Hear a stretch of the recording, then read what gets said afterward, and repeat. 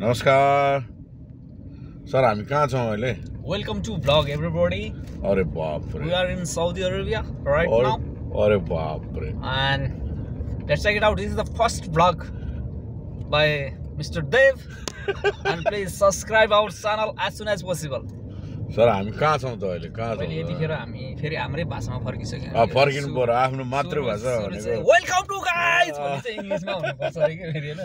So यो Saudi अरेबियाको हामी कम्पनीमा छौँ, एउटा कम्पनी हैन, कम्पनी भिजिटको लागि आएको थियौँ। So we'll show you the beautiful place of Saudi Arabia. के भन्नु, ब्युटिफुल प्लेस छैन। ब्युटिफुल प्लेस एकदम राम्रो ब्युटिफुल छ, हेर्नु होला। ए एकदम राम्रो छ, एकदम ब्युटिफुल डेजर्ट ब्युटिफुल छ। तर हामी अब ड्राइभिङको मजा लिँदैछौँ। अब अहिले चाहिँ हामी कहाँ घर फर्केको अवस्था, रुम फर्क्यो। एउटा ब्याग आएको थियो हैन। सो त्यो ब्याग चाहिँ हामीले यहाँ पछाडि छ, यो एउटा ब्याग। अनि त्यो ब्यागमा चाहिँ के छ हामी तपाईँलाई भिडियोमा पनि देखाउँछौँ है। Let's go check it out हैन। अनि जाँदा जाँदै फर्किँदै गर्दाखेरि चाहिँ बाटोमा के कस्तो चिजहरू देख्छौँ त्यो पनि एज इट इज प्रस्तुत हुनेछ।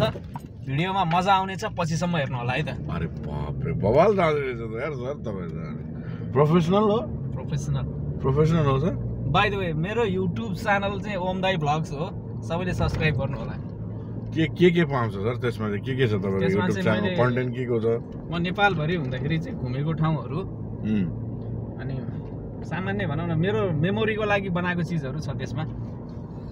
भनेपछि अहिले कति अपडेट भइरहेछ नि हजुरको च्यानल? अहिले म यता विदेश आइसकेपछि चाहिँ अपडेट गर्न पाएको छैन त्यति हो। अनि अगाडि के हो सर? यो के देखिँदैछ अगाडि? यो अगाडि चाहिँ साउदी अरबकै राष्ट्रिय जनावर ऊँट तपाईँहरू देख्न सक्नुहुन्छ। ऊँट चाहिँ आफ्नो मालिक त्यहाँ गइरहेको छ, कस्तो खुसी भइरहेछ। मालिक आइपुग्यो भनेपछि ऊँटहरू पुरै त्यहाँ रमाइरहेको अवस्था छ है।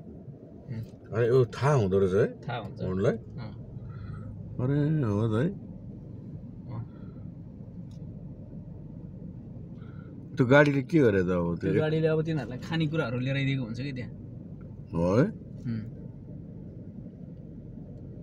ग्रिन क्याबेजहरू यताउति के लेखिदिन्छ कि दिनदिनै है। ल यो चाहिँ मेरो लागि चाहिँ नयाँ भयो होइन, मलाई चाहिँ थाहा थिएन त्यस्तो हुँदो रहेछ। सरले मलाई एक्सप्लेन गर्दै हुनुहुन्छ साउदीको बारेमा, साउदीमा पाउने यो के भन्छ के अरे। बाइ द वे म चाहिँ साउदी अरबमा चाहिँ 22 इयर्स भइसक्यो होइन बसेको। सो मलाई इच एन्ड एभ्रिथिङ सबै कुरा थाहा छ। 22 इयर्स सर। 22 इयर्स भनेपछि तपाईँ कति वर्षमा आउनुभयो सर? यो त एकदम रोचक कुरा गर्नुभयो। म बाइ द वे भन्नुपर्दा 2006 मा आएको हो यहाँ। 2006 मा भनेपछि अहिले कति भयो यार? 19 इयर्स। 19 इयर्स भनेपछि 2006 19 इयर्स 20 भनेपछि तपाईँले पुरै आफ्नो जिन्दगानी जवानी सबै यहीँ लुटाउनु भएको छ। यो हाम्रो के भन्छ मरुभूमिमै। कस्तो रह्यो त सर तपाईँको 19 इयर्सको यात्रा साउदी अरबको? कस्तो रह्यो त? 19 इयर्सको यात्रा एकदमै रमाइलो भनेपछि त अब हाम्रो भ्युअर्सलाई यो पनि बताउँ, अब नेपालमा त अब पुरै प्यालेस खडा गरिसक्नु भयो होला होइन? 19 वर्ष चाहिँ 3टा प्यालेस छ हेटौडामा। ए हजुर, हेटौडाबाट बिलङ्स गर्नुहुन्छ? अच्छा, हेटौडामा 3टा। ल गाइज हेर्नु होला है, हेटौडामा 3टा प्यालेस छ अरे उहाँको, भिजिट गर्नु होला। प्यालेसको नाम भन्न मिल्छ सर? प्यालेस मेरो प्राइभेट प्यालेस हो त्यो। ए अलि ल सेलिब्रिटीहरू आउने ठाउँ हो होइन? ए सेलिब्रिटी आउने ठाउँ नै हो सर? भन्नाले एक्सपेन्सिभ छ कि ए जो पाए त्यसले अफोर्ड गर्नै सक्दैन। ए भनेपछि त्यहाँनिर चाहिँ जो सेलिब्रिटीहरू गइरहनु हुन्छ त्यहाँनिर चाहिँ होइन हजुरको प्यालेसमा। अब 19 वर्ष तपाईँ यहाँ बस्नु भएको रहेछ, के कस्तो मतलब केही अविस्मरणीय क्षणहरू भन्छ नि, मेमोरेबल चिजहरू अहिलेसम्मको? सबै अविस्मरणीय नै छ सबै। के काम गर्नुहुन्थ्यो त सर? अलिकति यसो ब्रिफ गरिदिनु हो भने राम्रो हुन्थ्यो कि। के काम गर्नुहुन्थ्यो, अहिले के गर्दै हुनुहुन्छ? सुरुमा चाहिँ साउदी अरब आउँदाखेरि चाहिँ 700 रियाल स्यालेरीमा काम गर्न आएको एउटा कम्पनीमा। हजुर। अनि त्यो कम्पनीमा लगभग मैले काम गरेँ कन्टिन्यू 2006 देखि। हजुर। 2017-18 सम्म काम गरेँ सर हामी अहिले कता जाँदैछौँ यो अहिले हामी हाम्रै घरतिर फर्किरह हो ए कुन ठाउँ सर भ्युजलाई त थाहा छैन नि कता हो भन्ने यो चाहिँ अहिले हामी आएको ठाउँ चाहिँ अबो हैदरिया भन्छ है हजुर सर यहाँ चाहिँ धेरै नेपालीहरूको बसोबास भएको ठाउँ छ यो यहाँबाट चाहिँ हामी लगभग 52 किलोमिटर अगाडि चाहिँ जुबेल सिटी हैन यहाँबाट सिधै जाने हो भने त लगभग 15-20 मिनटको बाटो हो हजुर तर अहिले बाटो बिग्रेको भएर घुम्नुपर्ने अवस्था छ हजुर त्यसलाई मध्यनजर राख्दै हामी अघि बढिरहेछौँ है भनेपछि हामी अहिले घुम्दै जाँदैछौँ अब घुम्दै जाँदाखेरि चाहिँ अलिकति 52 किलोमिटर जति पर्यो 52 किलोमिटर ल ठिक छ हजुर कन्टिन्यू सर मैले रेकर्ड गरेँ हो र हजुर एकदम रेकर्डमा छ सर ठिक छ एकदम रेकर्डमा छ गाइस सुनिरहनु भएको छ नि 19 वर्षको एक्सपिरियन्स साउदी अरबको एक्सपिरियन्स हैन र 3टा प्यालेस नेपालमा हेटौडामा उहाँले मतलब बनाइसक्नु भएको छ त्यो त मैले गफ दिए हो ल अब यो त अति भन्दा के अरे अब यो त सब्सक्राइब गरेको मान्छेले नि अनसब्सक्राइब गर्ला भन्ने पो डर भयो त अब सब्सक्राइब चाहिँ गरिराख्नु होला है यो च्यानललाई सब्सक्राइब चाहिँ गर्नु रमाइलो भिडियो आउँछ प्यालेस रहेछ भनेर तोडफोड भयो भने अलिक गाह्रो पर्छ नि त कस्तो दुःखले बनाएको ठाउँहरू छ हैन हजुर हजुर हजुर त्यो पब्लिक गर्न मिल्दैन के हजुर हजुर त्यही भएर अनि अब अलिकति प्राइभेसीको हिसाबले चाहिँ मैले भनेको ए त्यसलाई पब्लिक गर्न नमिल्ने के ए ए ए होइन तर तपाईँले ठाउँको हेटौडा सिटी मात्रै भन्नुभयो चाहिँ हेटौडा सिटीमा त कति छन् नि मलाई सबले चिन्नुहुन्छ नि त हेटौडा भन्ने बित्तिकै ए ल सबले हेटौडा जतिले जसले चिन्नु भएको छ एकपल्ट कमेन्ट गर्नु होला है त कमेन्ट गर्नु होला फेरि यानि सबै भाषाले सबै तरिकाले सम्मान दिएर होइन उहाँले भन्नुभएको कुराहरूलाई सम्मान दिउँ सम्मान दिनैपर्छ हेटौडाको साथीहरू कतिजना हुनुहुँदो रहेछ म टक्क हेर्न चाहिँ यसो कमेन्ट हाल्नु होला है त कमेन्ट हाल्नु होला होइन अनि फेरि हेटौडाकोहरू सबै दादा हुन्छ नि दादा छैन दादा भन्नाले दादा भनेको यसो हाकको पार्ने डाङडुङ पार्ने खालको हो नि त ए होइन त्यो पाराले चाहिँ होइन होइन त्यसरी होइन मैले अघि नै भनिसकेँ मैले जोड्न चाहिँ सबै भनिसकेँ सबै तरिकाले हजुरहरूले कमेन्ट दिनु होला स्पेसली हेटौडाबाट कतिजना हुनुहुन्छ हेरौँ न त सरहरू है हाम्रो सरलाई एकदम नजिकबाट चिन्ने साथीहरूलाई कमेन्ट गर्नु भन्न चाहिँ यो के हो यार सर यस्तो ल हेर्नु त यहाँ अब यो साउदीको एकदम के सर के बाटो भन्ने यसलाई हाइवे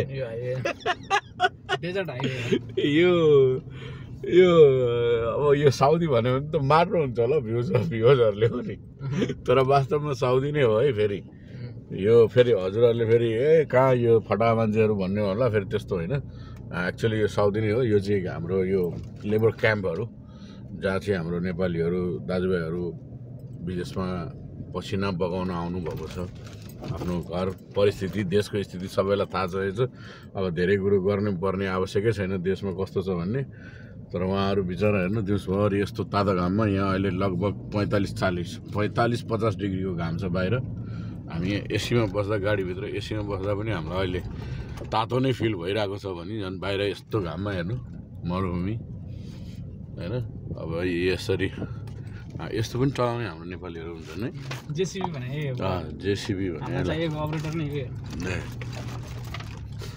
जेसीबी भन्ने यही रहेछ ल हेर्नु होइन हजुरहरूले देख्न सक्नुहुन्छ पुरै यो साउदीको अब यो के भन्ने यार गाह्रो छ जिन्दगी हाम्रो नेपालीहरूको जिन्दगी हेर्नु गाह्रो छ देशको हालत त्यस्तो छ हेरे अनि सर के हो अब यसलाई अन्तिममा के भन्न चाहनुहुन्छ अब धेरै ल्याङल्याङ ल्याटलाट भयो जस्तो लाग्यो अन्तिममा के भन्न चाहनुहुन्छ सर अन्तिममा के भन्न चाहन्छु भने खोइ त बाटोको देखाउने भनेको हाइवे पुगेपछि अन्तिम गर्ने हो कि क्या हो जो कोही पनि साउदी अरब आइरहनु भएको छ भने होइन राम्रो बुझेर हेरेर कम्पनी होइन राम्रोसित सेलेक्ट गरेर आउनु होला राम्रो छ अलमोस्ट युरोप जानु पर्दैन पैसा कमाउन यहीँ पनि तपाईँसँग स्किल छ भने होइन मजाले के एबो 1 लाख चाहिँ कमाइ गर्न आरामले सकिन्छ तर केही न केही तपाईँले स्किल्ड हुनु पर्यो तपाईँमा केही क्षमता हुनु पर्यो केही जानेको हुनु पर्यो तपाईँ केही जान्नुहुन्न भने पनि लेबरले पनि 70-80 हजार